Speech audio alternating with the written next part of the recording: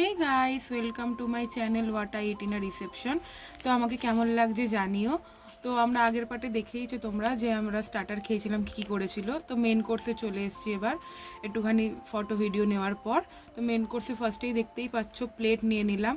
তো প্লেট নেওয়ার পর ফার্স্টেই ছিল গ্রিন স্যালাড। তো গ্রিন স্যালাডে বেশি করে শসা নিয়ে নিয়েছিলাম, কারণ শসা খেতে আমি খুবই ভালোবাসি। তারপরে নিয়ে নিয়েছিলাম চাটনি, গ্রিন চাটনি। তো তারপরে গ্রিন চাটনি নেওয়ার পর ছিল হচ্ছে যে বাটার নান। দেখতে পাচ্ছ বাটার নান নিয়ে নিচে এক পিস। তারপরেই ছিল হচ্ছে যে চানা মশলা। তো চানা মশলা অল্প করে নেওয়ার পর তারপরে ছিল তন্দুরি চিকেন।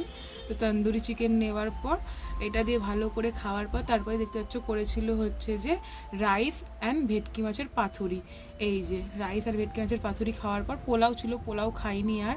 তারপরে মাটন কষা করেছিল, তো মাটন নিয়ে মাটন খাওয়ার পর তারপরে ডেজার্টে চলে গেছিলাম। ডেজার্টে ছিল প্রথমেই চাটনি, চাটনি খাইনি।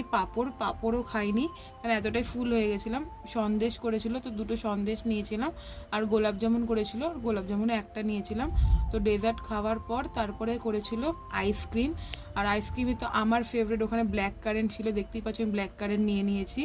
আইসক্রিমটা খুবই ভালো ছিল। তো আইসক্রিম খাওয়ার পর নিয়ে নিয়েছিলাম পান। তো প্রত্যেক খাবার কটাই খুবই ভালো হয়েছিল, কারণ আমার সবকটা ফেভারিট ছিল। তো thanks for watching, please like, comment, share and subscribe.